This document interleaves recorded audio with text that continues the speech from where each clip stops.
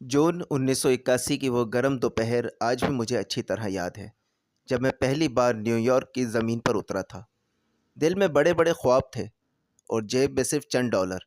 मेरे साथ नजमा और मेरे तीनों बच्चे सलीम, सलाम और सबसे छोटी आयशा भी थी। सबके चेहरों पर उम्मीद थी, मगर मुझे अंदर ही अंदर मालूम था कि ये रास्ता आसान नहीं होगा। शुरू के दिनों में हम एक छोटे से किराए के अपार्टमेंट में रहते थे। एक कमरा, एक तंग सा किचन, और वो भी ऐसे इलाके में जहाँ दिन में भी अंधेरा सा महसूस होता था। मैं सुबह सवेरे काम पर निकल जाता और रात गए वापस आता।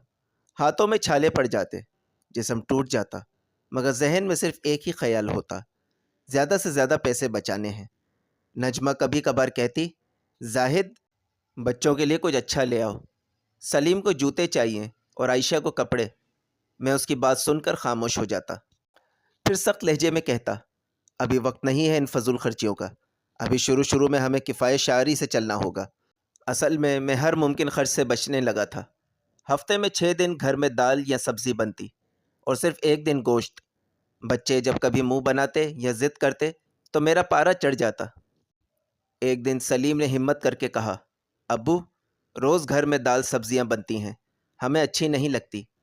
मैंने गुस्से से उसे घूरा, जो मिल रहा है वो खाओ, यहाँ पैसे दरख्तों पर नहीं लगते। मेरी आवाज़ की सख्ती से वो खामोश हो गया। नजमा ने मुझे देखा, उसकी आंखों में शिकवा था, मगर वो कुछ बोली नहीं। मैंने खुद पर एक उसूल बना लिया था, हर महीने जितना हो सके ज़्यादा से ज़्यादा पैसे पाकिस्तान भेजने हैं। अम्मी, अब्बा, ज़ुबैर और शमसा, सबकी जिम्मेदारी मैंने अपने कंधों पर उठा ली थी। मुझे लगता था कि यही मेरा फ़र्ज़ है, यही मेरा असल मकसद है। नजमा अक्सर कहती, हम भी तो तुम्हारी जिम्मेदारी हैं जाहिद, हमें क्यों तरसा रहे हो। लेकिन मैं उसकी बात सुनते ही तेज़ हो जाता। खबरदार, जो मेरे घर वालों के बारे में एक लफ्ज़ भी कहा। जो कुछ कर रहा हूँ, किस चीज़ की कमी है तुम लोगों को। अपने दिल से मेरे घर वालों के लिए हसद निकाल दो। वो खामोश हो जाती और मैं अपनी ज़िद में मज़ीद सख्त होता चला गया। आज सोचता हूँ तो लगता है इस छोटे से अपार्टमेंट में सिर्फ गुर्बत नहीं थी, बल्कि मेरी सोच की तंगी भी बसी हुई थी। मैं पैसे तो बचा रहा था, मगर शायद अपने ही घर वालों की खुशियों को खा रहा था।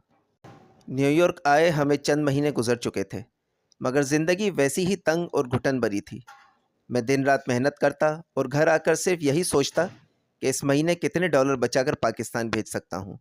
मगर घर के अंदर एक और जंग चल रही थी, ख्वाहिशों और महरूमियों की जंग। नजमा अब पहले जैसी खामोश नहीं रही थी। उसकी आंखों में अब शिकवा साफ नज़र आता था।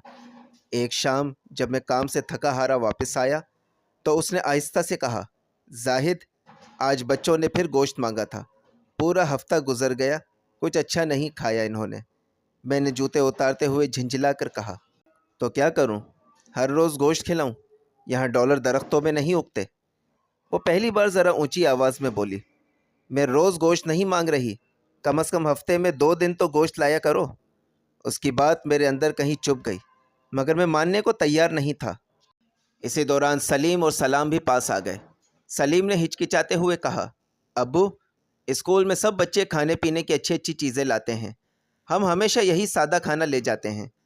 मैंने तेज़ी से उसकी बात काट दी, तो क्या हुआ, तुम पढ़ने जाते हो या खाने की नुमाइश करने? आयशा, जो सबसे छोटी थी, मासूमियत से बोली, अब्बू, मुझे भी वही जूते चाहिए जैसे मेरी फ्रेंड के पास हैं। उसकी बात सुनकर न जाने क्यों मेरा गुस्सा भड़क उठा। बस, एक भी लफ्ज़ नहीं अब इस बारे में, जो है इसी में गुजारा करो। कमरे में खामोशी छा गई। बच्चों के चेहरे मुरझा गए और नजमा ने सर झुका लिया, मगर उस दिन वो चुप ना रह सकी। जाहिद, ये गुजारा नहीं है, ये जुल्म है, अपने ही बच्चों को तरसा रहे हो तुम। मैंने गुस्से से उसकी तरफ देखा। जुल्म? मैं जुल्म कर रहा हूँ? मैं दिन रात मेहनत करता हूँ और तुम मुझे ये सिला दे रही हो? वो गुस्से से बोली, मेहनत अपने घर के लिए भी होती है जाहिद, सिर्फ पाकिस्तान वालों के लिए नहीं। उसके ये अल्फाज मेरे लिए जैसे चैलेंज बन गए। मैंने उंगली उठाकर सख्त लहजे में कहा, खबरदार, अगर आइंदा मेरे घर वालों का नाम लिया तो ज़बान खींच लूँगा। मेरी आवाज़ इतनी सख्त थी कि नजमा सहम गई। बच्चे एक दूसरे के साथ लग गए, जैसे किसी तूफान से बचने की कोशिश कर रहे हों। उस रात हम एक ही छत के नीचे थे, मगर दिलों के दरमियान फासले बहुत बढ़ चुके थे। मैं अपनी ज़िद में जीत रहा था اور میرا گھر خاموشی سے ہار رہا تھا۔ میری زندگی کا ایک ہی اصول تھا، زیادہ سے زیادہ کماؤ، کم سے کم خرچ کرو اور باقی سب پاکستان بھیج دو۔ ہر مہینے کی پہلی تاریخ میرے لیے خاص ہوتی تھی۔ میں بڑی احتیاط سے اپنے خرچ الگ کرتا، پھر باقی رقم گن گن کر لفافے میں رکھتا اور بینک جا کر پاکستان بھجوا دیتا۔ اس لمحے مجھے عجیب سا سکون ملتا تھا، جیسے میں کوئی بہت بڑا فرض ادا کر رہا ہوں۔ امی، ابا، زبیر، شمسا، سب کے چہرے میرے ذہن میں آتے اور میں خود کو مطمئن کر لیتا کہ میں ایک اچھا بیٹا اور اچھا بھائی ہوں۔ لیکن میرے اپنے گھر والوں کے چہرے آہستہ آہستہ اداس ہوتے جا رہے تھے۔ نجمہ اب اکثر مجھے سمجھانے کی کوشش کرتی، مگر میں ہر بار اسے ٹال دیتا۔ ایک رات وہ میرے پاس آ کر بیٹھی، اس کی آواز میں تھکن بھی تھی اور درد بھی۔ زاہد، کب تک یہ سب چلے گا؟ میں نے بغیر اس کی طرف دیکھے کہا۔ کیا مطلب؟ یہی کہ تم سارا پیسہ وہاں بھیج دیتے ہو اور یہاں ہم ہر چیز کے لیے ترستے ہیں۔ میں نے گہری سانس لی، جیسے اس کی بات مجھے بوجھ لگ رہی ہو۔ نجمہ، وہ میرے ماں باپ ہیں، ان کا حق ہے مجھ پر۔ وہ فوراً بولی، تمہارے بچے؟ ان کا کوئی حق نہیں؟ میں تمہاری بیوی ہوں، کیا میرا کوئی حق نہیں؟ میں نے جھنجھلا کر کہا، میں سب کے لیے ہی تو کر رہا ہوں۔ وہ ہلکا سا ہنس دی، مگر اس ہنسی میں طنز تھا۔ نہیں زاہد، تم سب کے لیے نہیں، صرف اپنے دل کو تسلی دینے کے لیے کر رہے ہو۔ یہ سن کر میرا خون کھول اٹھا۔ تم کہنا کیا چاہتی ہو؟ وہ بولی، میں صرف یہ کہہ رہی ہوں کہ یہ قربانی نہیں ہے، یہ ضد ہے، ایسی ضد جو تمہارے اپنے گھر والوں کو توڑ رہی ہے۔ میں نے غصے سے اس کی طرف دیکھا۔ بس بہت ہو گیا نجمہ، تمہیں میرے فیصلوں پر اعتراض کرنے کا کوئی حق نہیں۔ حق؟ اس کی آنکھوں میں آنسو آ گئے۔ میں تمہاری بیوی ہوں زاہد، حق تو سب سے زیادہ میرا ہی بنتا ہے۔ میں نے ہاتھ کے اشارے سے اسے چپ کروا دیا۔ بس مجھے اب بحث نہیں کرنی، جو میں کر رہا ہوں ٹھیک کر رہا ہوں، اور آئندہ اس موضوع پر بات مت کرنا۔ وہ کچھ لمحے مجھے دیکھتی رہی، جیسے کچھ کہنا چاہتی ہو، مگر پھر خاموشی سے اٹھ کر چلی گئی۔ اس کے جانے کے بعد کمرے میں عجیب سی خاموشی چھا گئی، لیکن میں نے اس خاموشی کو بھی نظر انداز کر دیا۔ میں نے خود کو یہی سمجھایا کہ میں قربانی دے رہا ہوں، مگر حقیقت یہ تھی کہ میں اپنی ہی ضد کا قیدی بنتا جا رہا تھا۔ جنوری سن 2002، پورے 20 سال گزر گئے تھے مجھے نیو یارک کی گلیوں میں محنت کرتے ہوئے۔ وقت نے میرے بالوں میں سفیدی گھول دی تھی، مگر دل میں ایک ہی خواہش باقی تھی، اپنوں کے درمیان واپس جانا۔ آخرکار میں نے فیصلہ کر لیا، اب میں ہمیشہ کے لیے پاکستان واپس جا رہا ہوں۔ جب میں نے یہ بات نجمہ کو بتائی تو وہ کچھ لمحے خاموش رہی، پھر آہستہ سے بولی، سچ میں؟ ہمیشہ کے لیے؟ میں نے اعتماد سے کہا، ہاں، اب وہاں سب کچھ بن چکا ہے، گھر بھی، سہولتیں بھی، اب ہمیں مزید یہاں رہنے کی ضرورت نہیں۔ اس نے میری طرف دیکھا، اس کی آنکھوں میں خوشی کم اور ایک انجانا سا خدشہ زیادہ تھا، مگر اس نے کچھ نہیں کہا۔ ہم نے اپنا سامان سمیٹا اور بچوں کے ساتھ پاکستان روانہ ہو گئے۔ دل میں عجیب سا جوش تھا، امی، ابا، زبیر، شمسا، سب سے ملنے کا، اپنے گھر میں واپس جانے کا۔ جب جہاز کراچی کی سرزمین پر اترا تو میرا دل زور زور سے دھڑک رہا تھا۔ ایسا لگ رہا تھا جیسے میں کسی خواب کی تعبیر کے قریب پہنچ چکا ہوں۔ ایئرپورٹ سے باہر نکلا تو سامنے ایک ہجوم تھا۔ زاہد آ گیا، آوازیں گونج رہی تھی۔ امی مجھے دیکھتے ہی رونے لگی اور گلے سے لگا لیا، میرا بیٹا آخر آ ہی گیا۔ ابا نے بھی مسکرا کر مجھے سینے سے لگایا۔ زبیر اور شمسا بھی آگے بڑھے، سب کے چہروں پر خوشی تھی، پھولوں کے ہار، دعائیں، محبت۔ مجھے ایسا لگا جیسے میں واقعی کوئی بہت بڑا کارنامہ سر انجام دے کر آیا ہوں۔ نجمہ اور بچے بھی یہ سب دیکھ کر حیران تھے۔ سلیم اور سلام ایک دوسرے کو دیکھ رہے تھے، جیسے پہلی بار اتنی اہمیت مل رہی ہو۔ عائشہ تو خوشی سے مسکرا رہی تھی۔ راستے بھر سب میری تعریفیں کرتے رہے۔ زاہد بھائی نے تو کمال کر دیا، 20 سال باہر رہ کر بھی وہ اپنوں کو نہیں بھولا۔ ایسا بیٹا نصیب والوں کو ملتا ہے۔ میں فخر سے مسکرا رہا تھا۔ دل میں عجیب سی تسکین تھی کہ میری ساری محنت رنگ لے آئی۔ جب ہم ڈیفینس میں بنے اس بڑے سے بنگلے کے سامنے پہنچے تو میں چند لمحوں کے لیے رک گیا۔ یہ وہی گھر تھا جس کا خواب میں نے نیو یارک کے اس چھوٹے سے اپارٹمنٹ میں دیکھا تھا۔ میں نے آہستہ سے کہا، آخرکار میرا خواب پورا ہو گیا۔ دروازہ کھلا اور ہم سب اندر داخل ہو گئے۔ ہر چیز شاندار تھی، قیمتی فرنیچر، بڑی بڑی دیواریں، کشادہ کمرے۔ میں دل ہی دل میں سوچ رہا تھا، یہ سب میری محنت کا نتیجہ ہے۔ اب یہاں سکون سے زندگی گزاروں گا۔ مگر مجھے کیا معلوم تھا کہ یہ استقبال، یہ محبت، یہ سب کچھ صرف چند دنوں کا مہمان ہے۔ اصل حقیقت ابھی سامنے آنی باقی ہے۔ یہ تمہاری محنت کا نتیجہ ہے زاہد۔ میں نے مڑ کر سلیم، سلام اور عائشہ کی طرف دیکھا۔ وہ تینوں اب بچے نہیں رہے تھے، جوان ہو چکے تھے۔ ان کے چہروں پر حیرت بھی تھی اور ایک عجیب سا سکون بھی، جیسے وہ پہلی بار کسی کشادگی میں سانس لے رہے ہوں۔ نجمہ خاموش کھڑی تھی، اس کی نظریں گھر پر کم، مجھ پر زیادہ تھیں۔ شاید وہ میرے چہرے پر خوشی کے ساتھ کچھ اور بھی پڑھ رہی تھی۔ میں نے مسکراتے ہوئے کہا، کیسا لگا؟ یہی ہے وہ گھر جس کے لیے میں نے 20 سال محنت کی۔ سلیم نے دھیرے سے کہا، گھر تو واقعی بہت خوبصورت ہے ابو۔ سلام نے بھی اس بات میں سر ہلایا، یہاں تو سب کچھ بہت بڑا اور کھلا کھلا ہے۔ عائشہ نے لان کی طرف دیکھتے ہوئے مسکرا کر کہا، یہاں رہنا اچھا لگے گا۔ ان کے الفاظ سن کر میرا سینہ فخر سے بھر گیا۔ اس رات ہم سب ڈائننگ ٹیبل پر بیٹھے کھانا کھا رہے تھے۔ باہر سے سب کچھ بالکل نارمل لگ رہا تھا، ہنسی مذاق، باتیں، جیسے ایک خوشحال خاندان اکٹھا بیٹھا ہو۔ مگر شاید اندر ہی اندر کچھ بدلنا شروع ہو چکا تھا۔ باتوں باتوں میں زبیر نے اچانک مجھ سے پوچھا، بھائی جان آپ کی واپسی کب ہے؟ میں نے ایک لمحے کے لیے اسے دیکھا، پھر بڑے سکون سے کہا، اب ہم واپس نہیں جائیں گے، ہمیشہ کے لیے اپنے وطن آ گئے ہیں۔ میرے یہ الفاظ سنتے ہی زبیر اور اس کی بیوی ہیرا نے ایک دوسرے کی طرف دیکھا۔ وہ ایک نظر جو میں اس وقت سمجھ نہ سکا، مگر اس میں بہت کچھ چھپا ہوا تھا۔ میں نے بات کو آگے بڑھاتے ہوئے کہا، اور ہاں، جو بزنس تم نے شروع کیا ہے اب میں بھی اس میں شامل ہو رہا ہوں۔ اب ہم مل جل کر کام کریں گے۔ میری بات ختم ہوئی ہی تھی کہ ہیرا کا چہرہ بدل گیا۔ اس کے لہجے میں ایک عجیب سی سختی آ گئی۔ بھائی جان آپ کس بزنس کی بات کر رہے ہیں؟ اس نے سیدھا سوال کیا۔ وہ بزنس جو زبیر نے اپنی محنت سے کھڑا کیا ہے۔ اس کے الفاظ میرے دل میں تیر کی طرح چبھ گئے۔ میں نے فوراً جواب دیا، زبیر کو امریکہ سے پیسے کون بھیجتا تھا؟ میں نے ہی تو کہا تھا اسے کہ کوئی بزنس شروع کرو تاکہ جب میں پاکستان شفٹ ہوں تو ہم مل کر کام کریں گے۔ ہیرا نے میری بات سنی، مگر اس کے چہرے پر کوئی نرمی نہ آئی۔ الٹا اس نے کرسی پیچھے کی اور غصے سے اٹھ کھڑی ہوئی۔ مجھے نہیں معلوم یہ سب، بس اتنا کہہ کر وہ وہاں سے چلی گئی۔ میز پر اچانک خاموشی چھا گئی، چمچوں کی آواز بھی جیسے رک گئی۔ میں نے زبیر کی طرف دیکھا، مگر وہ نظریں چرا رہا تھا۔ کچھ لمحوں بعد امی نے آہستہ سے کہا، دیکھو بیٹا تم امریکہ واپس چلے جاؤ۔ میں چونک گیا، کیوں امی؟ انہوں نے بڑی سادگی سے جواب دیا، پاکستان میں رکھا ہی کیا ہے، لوگ امریکہ جانے کے لیے مرے جاتے ہیں، اور تم ہو کہ سب چھوڑ کر یہاں آنا چاہتے ہو۔ ان کے الفاظ میرے کانوں میں گونجنے لگے۔ یہ وہی امی تھی جن کے لیے میں نے اپنی زندگی کے 20 سال قربان کر دیے تھے۔ میرا ہاتھ وہیں رک گیا، نوالا منہ تک نہ جا سکا۔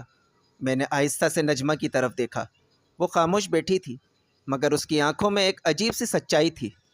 آج میں اس کی طرف نظریں نہیں ملا پا رہا تھا۔ جن ماں باپ بہن بھائیوں کے لیے میں نے اسے ہر بار جھڑکا، جن کے لیے میں نے اپنے بچوں کی خوشیاں قربان کی، آج انہی کے درمیان میرا اپنا وجود بوجھ بن چکا تھا۔ یہ پہلا وار تھا اور میں اندر سے ہلنا شروع ہو چکا تھا۔ مگر اس دن کے بعد گھر کا ماحول بدل گیا تھا۔ اب نہ وہ پہلے جیسی محبت تھی، نہ وہ عزت۔ ہر چیز میں ایک عجیب سی سرد مہری آ گئی تھی۔ میں اکثر خود کو اس بڑے سے بنگلے میں اجنبی محسوس کرنے لگا تھا، وہی گھر جسے میں اپنا سمجھ کر آیا تھا۔ میں سیدھا ابو کے پاس گیا جو صوفے پر بیٹھے مجھے دیکھ رہے تھے۔ میں ان کے قریب بیٹھ گیا اور نرم لہجے میں کہا، ابو ایک بات کرنی تھی آپ سے۔ انہوں نے مسکرا کر پوچھا، ہاں بیٹا کہو۔ میں نے کچھ لمحے توقف کیا، پھر کہا، میں نے فیصلہ کیا ہے کہ اب میں واپس نہیں جاؤں گا، ہمیشہ کے لیے یہاں شفٹ ہو گیا ہوں۔ یہ سن کر ابو نے ایک لمحے کے لیے مجھے غور سے دیکھا، پھر ہلکی سی مسکراہٹ دی۔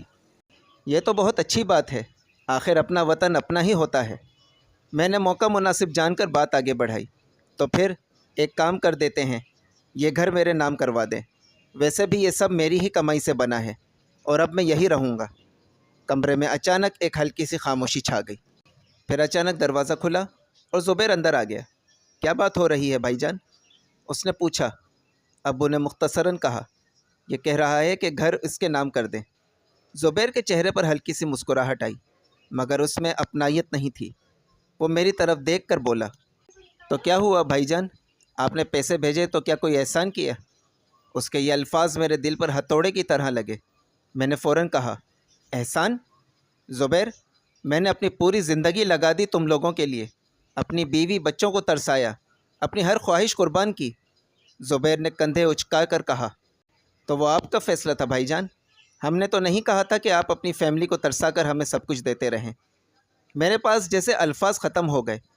اسی لمحے امی بھی اندر آ گئی۔ انہوں نے میری طرف دیکھا اور بالکل سیدھے انداز میں بولی، دیکھو بیٹا، زبیر ٹھیک کہہ رہا ہے، یہ گھر تمہارے نام نہیں ہو سکتا۔ میں نے حیرت سے کہا، امی آپ بھی؟ انہوں نے بغیر کسی جھجک کے جواب دیا، ہاں، اور بہتر یہی ہے کہ تم دوبارہ امریکہ چلے جاؤ، یہاں تمہارے لیے کچھ نہیں رکھا۔ میرا دل جیسے بیٹھ گیا۔ میں نے آخری امید کے ساتھ ابو کی طرف دیکھا، مگر وہ خاموش تھے۔ ان کی خاموشی ہی ان کا جواب تھی۔ اس لمحے مجھے یوں لگا جیسے زمین میرے قدموں کے نیچے سے نکل گئی ہو۔ 20 سال کی محنت، ہر بھیجا گیا ڈالر، ہر قربانی، سب ایک لمحے میں بے معنی ہو گئی۔ میں وہاں سے اٹھا اور آہستہ آہستہ باہر آ گیا۔ باہر آ کر میں نے نجمہ کو دیکھا۔ وہ خاموشی سے کھڑی تھی، جیسے سب کچھ پہلے ہی جانتی ہو۔ میری آنکھوں میں نمی تھی اور دل میں ایک ہی سوال گونج رہا تھا، کیا واقعی میں نے سب کچھ غلط لوگوں پہ لٹا دیا؟ اس گھر میں رہتے ہوئے میں ہر دن تھوڑا تھوڑا ٹوٹتا گیا۔ اب نہ کوئی عزت باقی رہی تھی، نہ وہ محبت جس کے لیے میں سب کچھ قربان کر آیا تھا۔ زبیر اب مجھ سے نظریں ملا کر بات بھی نہیں کرتا تھا۔ صرف 3 ماہ لگے تھے مجھے حقیقت سمجھنے میں، وہ حقیقت جسے نجمہ برسوں سے مجھے سمجھانے کی کوشش کر رہی تھی۔ ہیرا کے لہجے میں صاف تحقیر آ چکی تھی۔ امی اور ابو وہ بھی جیسے مجھ سے دور ہو گئے تھے۔ میں اس بنگلے میں رہ کر بھی بے گھر ہو چکا تھا۔ ایک رات میں لان میں اکیلا بیٹھا تھا۔ ہوا چل رہی تھی، مگر میرے اندر عجیب سا گھٹن تھا۔ نجمہ آہستہ سے میرے پاس آ کر بیٹھ گئی۔ کچھ دیر ہم دونوں خاموش رہے۔ پھر میں نے پہلی بار اس کی طرف دیکھ کر کہا، نجمہ تم ٹھیک کہتی تھیں۔ وہ خاموشی سے مجھے دیکھتی رہی۔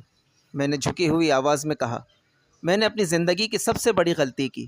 میں نے اپنے ہی گھر کو نظر انداز کیا، تمہیں، بچوں کو، سب کو۔ میری آواز بھرا گئی تھی۔ میں سمجھتا رہا کہ میں قربانی دے رہا ہوں، مگر اصل میں اپنی ضد پوری کر رہا تھا، اور آج میرے پاس کچھ بھی نہیں بچا۔ نجمہ کی آنکھوں میں آنسو آ گئے، مگر اس نے کوئی شکوہ نہیں کیا، بس آہستہ سے کہا، ابھی بھی سب کچھ ختم نہیں ہوا زاہد، ہم ہیں نا۔ اس کے یہ الفاظ میرے دل میں اتر گئے۔ میں نے پہلی بار محسوس کیا کہ اصل اپنائیت وہ نہیں تھی جس کے لیے میں سب کچھ لٹا آیا، بلکہ وہ تھی جو ہر حال میں میرے ساتھ کھڑی رہی۔ چند دن بعد میں نے فیصلہ کر لیا، واپس جانے کا فیصلہ۔ اس بار نہ کوئی استقبال تھا، نہ کوئی رخصتی۔ ہم خاموشی سے اس گھر سے نکلے، وہی گھر جسے میں اپنا سمجھ کر آیا تھا۔ میں نے ایک بار مڑ کر اسے دیکھا اور دل ہی دل میں کہا، یہ میرا کبھی تھا ہی نہیں، صرف میرا وہم تھا۔ ایئرپورٹ کی طرف جاتے ہوئے میں خاموش تھا۔ سلیم، سلام اور عائشہ بھی خاموش تھے، مگر اس بار ان کی خاموشی میں شکوہ نہیں تھا، بلکہ سمجھداری تھی۔ جہاز میں بیٹھتے ہوئے میں نے نجمہ کا ہاتھ تھام لیا۔ وہ چونکی، کیونکہ میں نے شاید پہلی بار ایسا کیا تھا۔ میں نے آہستہ سے کہا، اب سب کچھ تمہارے لیے ہوگا۔ اس نے میری طرف دیکھا اور ہلکے سے مسکراہٹ دے دی۔ جہاز نے اڑان بھری اور میں ایک بار پھر نیو یارک جا رہا تھا، مگر اس بار میں وہ زاہد نہیں تھا جو 20 سال پہلے آیا تھا۔ اس بار میں ایک ٹوٹا ہوا انسان تھا جو اپنی غلطیوں کا بوجھ اٹھائے اپنی اصل ذمہ داریوں کی طرف لوٹ رہا تھا۔ اگر ویڈیو پسند آئی ہو تو لائک کریں، کمنٹ کریں، شیئر کریں اور سبسکرائب کریں، اور پاس میں دیے گئے بیل آئیکن کو پریس کریں تاکہ میری آئندہ آنے والی ویڈیوز کا نوٹیفیکیشنز آپ تک پہنچتی رہے۔ شکریہ۔